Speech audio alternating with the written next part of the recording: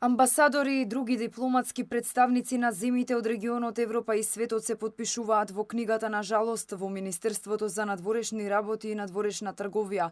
Трагедијата во Кочани предизвика тага и болка на секаде низ светот. Представниците на меѓународната заедница и меѓународните организации ја потврдија својата поддршка и помош во овие тешки моменти, преку активирањето на механизмот за цивилна заштита на Европската Унија, како и брзата ефикасна реакција на другите земји и институции. Се покажа дека меѓународната солидарност е клучна во кризни ситуации. Сакам да го изразам моето сочувство до сите луѓе на оваа прекрасна нација што тагува во овој момент. Ние извршуваме нашата должност за помош како ваши партнери и тука сме од првиот миг. Едноставно забележав дека нашите срца се кршат. Јас сум многу благодарна што можев да дојдам овде денес со амбасадорот на Европската Унија, бидејќи иако ние секако понудивме било каква помош, ние сме подалеку. И јас сум толку благодарна што толку многу други земји во регионот можеа да реагираат многу брзо.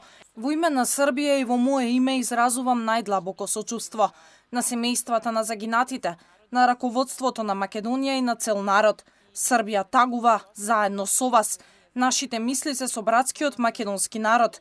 Ова е навистина трагичен настан. Се што можеме во моментов е да изразиме сочувство на цела нација и на семејствата на загинатите. Се молиме за сите повредени и се разбира како што напредуваат работите и имаме појасна идеја за понатамошни потреби што би можеле да се појават. Многу импресионирани што земјата успеа да одговори многу брзо и ефикасно и ефективно. Многу е важно да се биде тука денеска, да се покаже поддршка за Македонија во ова неверојатно тешко време. Нашите срца се скршени за луѓето од Македонија, за изгубени многу млади животи.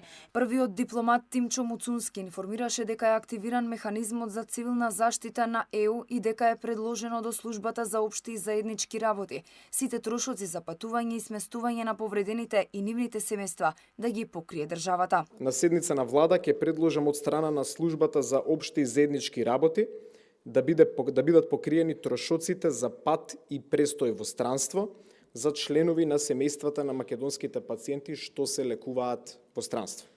Од наша страна беше активиран и механизмот за цивилна заштита на Европската Унија, што представува систем на координација на помошта помеѓу сите земји членки на Унијата и други земји членки, од каде во следните денови очекуваме и дополнителна помош.